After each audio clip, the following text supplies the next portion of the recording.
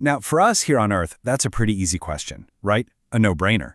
But when you look at our supposed twin, Venus, well, that's where things get really, really weird. Okay, get ready for this, because it is wild. A single day on Venus, that's just one spin on its axis, takes 243 Earth days. But a whole year, a full trip around the sun, that only takes 225 days. I mean, think about that. A single day is literally longer than its entire year. And that right there, that's the real heart of the mystery we're diving into. How in the world did two planets born so alike, same size, same stuff, end up going down such totally different roads? One becomes this beautiful paradise we call home, and the other turns into a scorching inferno. It's a crazy story. So, to really get how this happened, we've got to expand the family portrait. Turns out, this isn't a story about two planets. We need to bring in the third sibling, Mars. All right, think of it like this. Imagine 3 cupcakes, fresh out of the cosmic oven. One gets left way too close to the heating element. That's Venus, our scorched cupcake. Another gets put right on the kitchen counter. Just perfect. That's us, Earth. And the third? Well, that one gets left by a cold, open window. That's Mars, the frozen cupcake. So let's start our investigation with that third cupcake, the one left out in the cold. Let's talk about Mars. You see, billions of years ago, Mars was a totally different planet. Scientists are pretty sure it was covered with flowing rivers, huge lakes, maybe even a massive ocean in the north. It was warmer, it was wetter, it was a much more welcoming place than the red desert we see today. So, you gotta be asking, where did all that water go? Did it just disappear into space? Well, not really. And this is the amazing part. A staggering 99% of that ancient water is still there. It's just hiding. It's locked away in the polar ice caps or trapped right inside the planet's crust. But here's what's so cool. Even with Mars in its current frozen state, the dream of one day living there is far from dead. In fact, we're already working on the tech to make it happen. There's an experiment up there right now called MOXIE that's successfully pulling oxygen right out of the thin Martian air. And back here on Earth, we figured out how to grow stuff like alfalfa in soil that mimics Mars. It's incredible. Okay, so that's the cold planet. Now let's turn up the heat and get back to our original mystery, the cupcake that got left in the oven.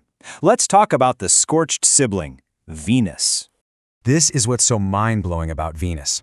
For maybe up to 2 billion years, that's a huge chunk of time, it might have been the most Earth-like place in the solar system. We're talking a possible ocean, life-friendly temperatures, a paradise. But then, something went terribly, catastrophically wrong. A runaway greenhouse effect took hold and just cooked the planet. And today, Venus is basically a vision of hell. The atmosphere is crushingly thick, over 90 times the pressure of Earth's, and it's almost pure carbon dioxide. The temperature on the ground is hot enough to melt lead. It's just an absolute nightmare. So with conditions like that, it's got to be the absolute last place in the entire universe you'd even think to look for life, right?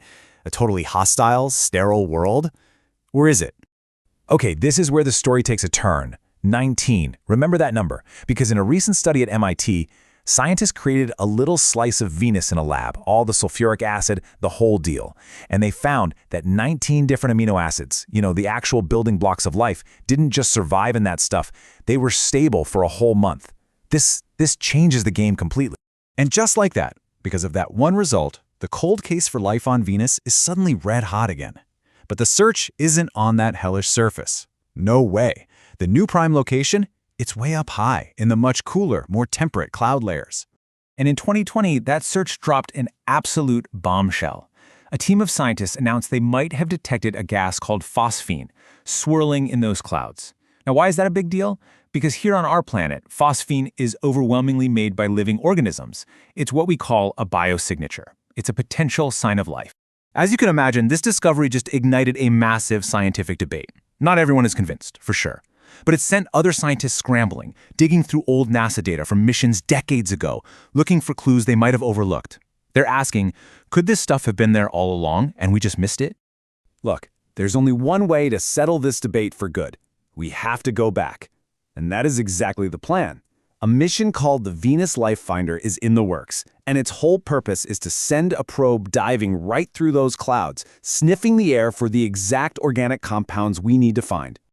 So when you step back and look at the stories of these two planets, Earth's siblings, the one that froze and the one that burned, it really gives you a totally new perspective on our own world, doesn't it?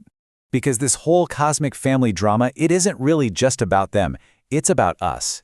It's a powerful reminder of the unbelievably delicate balance that makes our world, our perfect cupcake, even possible. The stories of Mars and Venus are cautionary tales written across the sky, showing us just how precious and how fragile our place in the universe really is.